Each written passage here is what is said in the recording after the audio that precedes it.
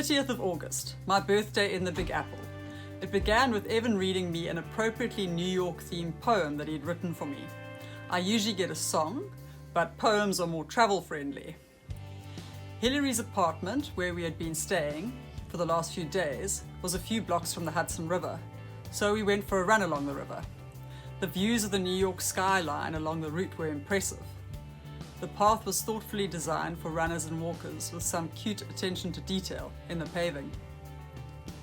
As it was my birthday, and because we wanted to treat Hillary to a thank you breakfast, we took her to one of her favourite restaurants, Anthony David. We walked there, enjoying the sights of suburban Hoboken along the way. There was such a delicious choice of food that we decided to each order our own and split it into 3 so that we could share it. Straight after breakfast, Hillary drove us to Newark Airport, where we were due to fetch our rental car. Because we were going to be doing a lot of camping, we were hoping for a car that we could fold down the back seats and sleep in the back. The rental agent was very friendly and efficient, and upon finding out that it was my birthday, she essentially showed us around the lot and let us pick our own car. I saw a Kia Soul, which has long been a favourite car of mine, and said to her that I wish we could drive that one. But I told her that I didn't think that it would be in our economy category, to which she replied that it was. What a great present, which I'd now be savouring for 41 days. We were using a very makeshift form of navigation. We had a device called an Arcos, which you could download maps onto and it would navigate for you. The only problem was that the program drained the device's battery faster than the car could charge it. We had a little hiccup upon leaving the massive conurbation of New York and ended up unintentionally exploring a quaint little town called Morristown. We crossed the Delaware River from New Jersey into Pennsylvania, drove past Scranton, and enjoyed seeing the dense forest and many rivers along the way. Quite a long section of the route was along the Susquehanna River, where we could see people paddling in the river below. Our navigation battery died just before we were due to find the Walmart in Horseheads, New York, where we had planned to stock up on camping gear. We wasted a little time trying to find our way, but eventually we got there for the big shop. We decided not to buy a tent, as the aim was to sleep in the back of the car.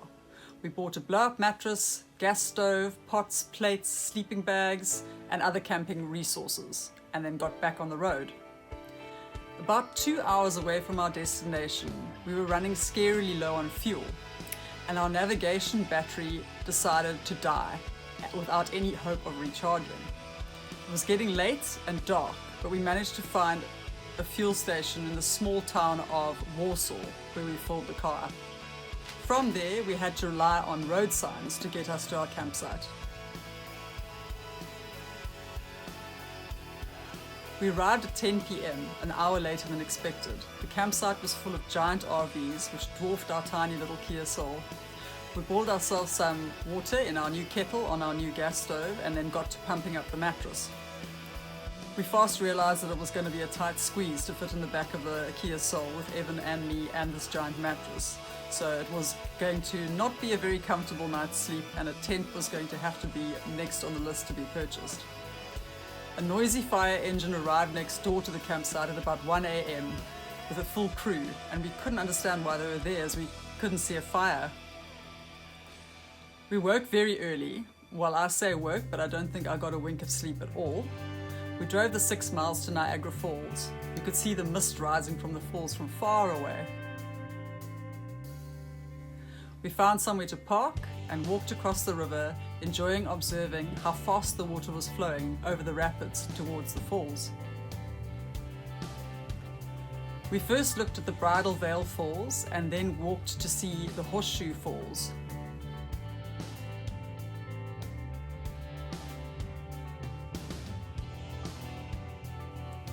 Seeing the powerful volume of water rushing over the falls was breathtaking, and the beautiful rainbows created as the sun shines on the mist made by the water's impact on the rocks below.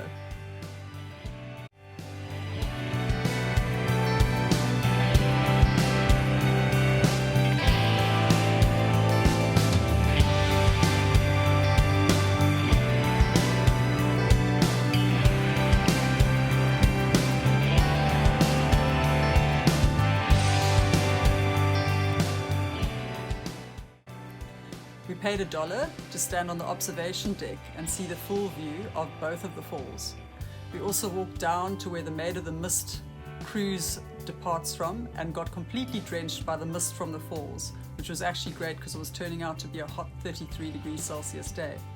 Many people had told us that the views were much better from the Canadian side, but not having the necessary visa as South Africans visiting Canada, we wouldn't be able to include it this time. We were totally impressed by our visit, and what we enjoyed about the New York side was that you could walk along the powerful river and feel the anticipation of it tumbling over the falls. We were fortunate enough to go back and visit 2 more times in recent years. In October 2017, we took my dad and stepmom Stella there and enjoyed views from both sides.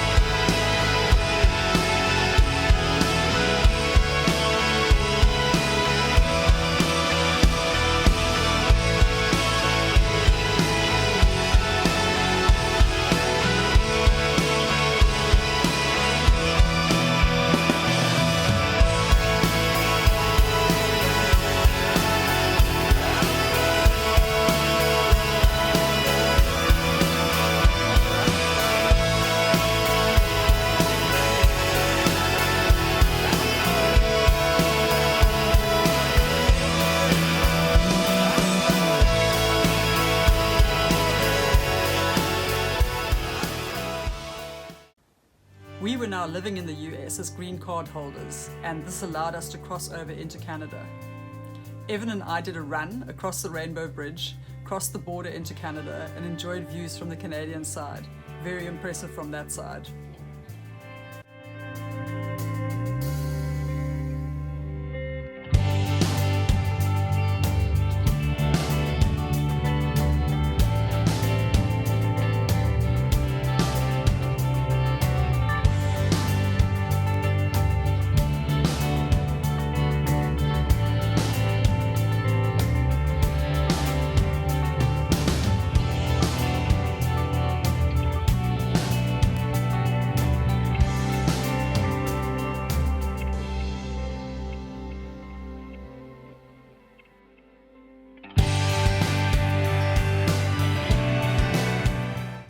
Dad and Stella paid for us to go on the Maid of the Mist voyage, which was totally breathtaking.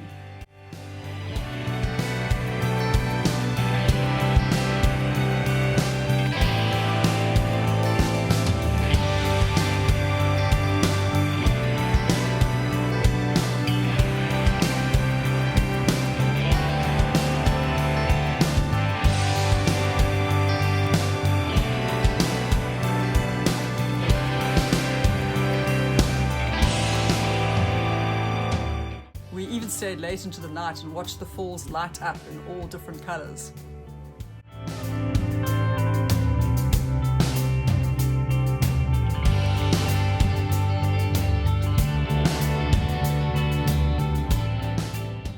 It turns out that Stella is distantly related to Captain Matthew Webb, who attempted to swim through the Whirlpool Rapids and actually lost his life doing so.